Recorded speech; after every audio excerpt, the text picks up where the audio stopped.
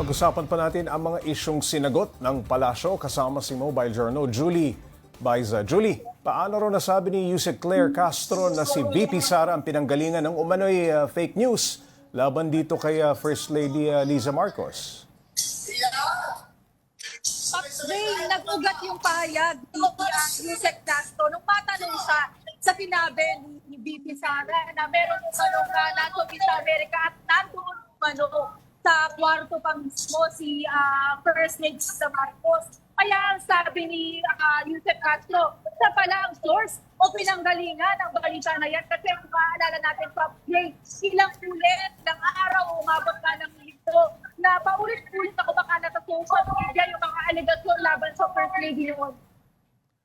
Julie, huling meeting de avance na ang senatorial candidates ng administrasyon bagong eleksyon. May pahayag ba yung mga kandidato nila sa bigong paghahain ng impeachment laban dito kay PBBM?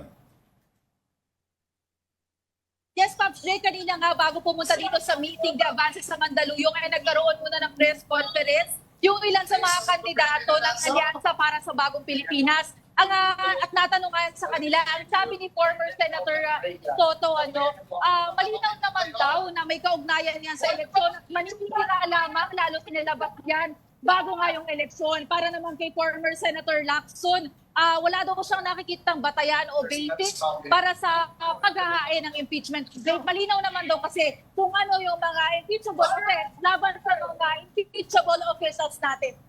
Julie, yung dating kasama nila sa lineup na si Senadora Amy Marcos may sinabi, ang gobyerno ngayon ay hindi Marcos kundi gobyerno ng Romualdez at Araneta. Anong reaksyon ng alyansa? Tinanong nga yung public kasi dati nilang kasama sa Alyansa para sa Bagong Pilipinas, si Presidente Amy Marcos. Ang unang-unang sabi ni former Senator Soto, no reaction is the best reaction. So hindi siya nagbigay ng kahit sa anong komento. Si former Senator Lacson naman, ang sinabi niya, mahirap daw magbigay ng komento kasi hindi naman daw nila alam kung ano yung pinanggagalingan ni Senadora Amy Marcos. Siya lang naman daw yung nakakaalam kung saan siya naggagaling. Kaya niya nasabi yung ganyang mga statement, yan din yung kaparehong sentimiento ni Representative Tulfo. Sabi niya, mahirap natin daw malaman kung ano ba yung nais sabihin ng senadora. Julie, ano ang schedule ng Pangulo sa eleksyon?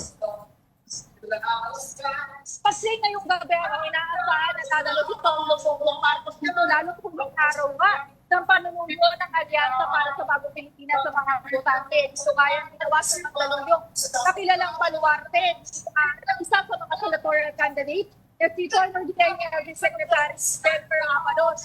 Sa mga darating araw, wala na kasi schedule, wala na schedule bukas sa Alyansa para sa Bagong Pilipinas. Ito ang Bongbong Marcos, kaya asahan naman na boboto sa Ilocos pagdating sa Lunes.